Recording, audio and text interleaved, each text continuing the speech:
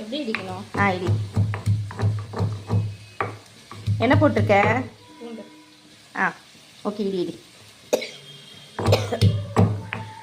பார்த்து கை. இந்த மாதிரி நீங்கள் பூண்டை நல்லா போட்டு இடிச்சுக்கோங்க. பொறுமையாக இடி, கை மாட்டிக்கு போகுது.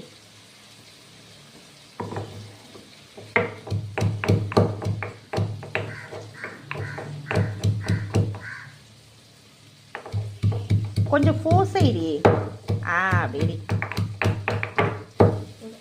Okay, comedy.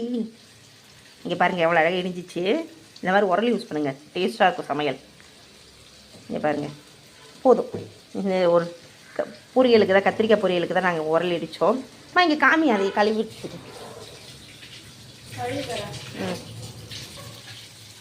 நீங்கள் மிக்சியில் அடித்து செய்கிறத விட இந்த மாதிரி நீங்கள் உரலில் இடித்து போடும்போது டேஸ்ட்டே அலாதியாக இருக்கும். திருப்பூர்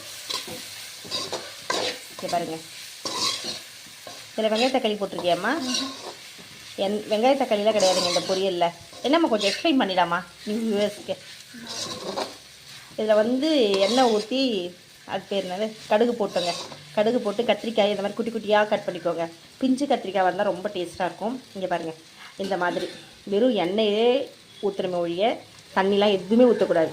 நீங்கள் இதை சிம்மில் வச்சுட்டு இந்த மாதிரி கொஞ்சம் கொஞ்சம் லைட்டாக இந்த மாதிரி கலர் விடுங்க. உங்களுக்கு மிளகாத்தூள் வேணுன்னா லைட்டாக மிளகாத்தூள் போட்டுக்கோங்க. அப்படின்னா என் பொண்ணு வந்து பச்சை மிளகாய் போட்டிருக்கா. அது பச்சை மிளகாய் தெரியுதுங்களா, பச்சை கலரில். கடைசியாக வந்து இதை கார்னிஷிங்க்கு வந்து கொத்தமல்லி தூவி இறக்கிடலாம். இதை பாருங்கள், இன்னும் கொஞ்சம் நேரத்தில் வெந்துடும்.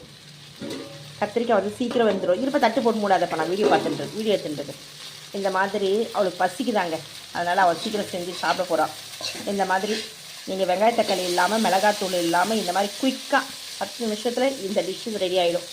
இந்த மாதிரி செஞ்சு பாருங்கள். உங்களுக்கு எக்ஸ்ட்ரா வேணும்னா முட்டை இருந்தனா முட்டை கூட இதில் ஊற்றிக்கோங்க, சூப்பராக இருக்கும்.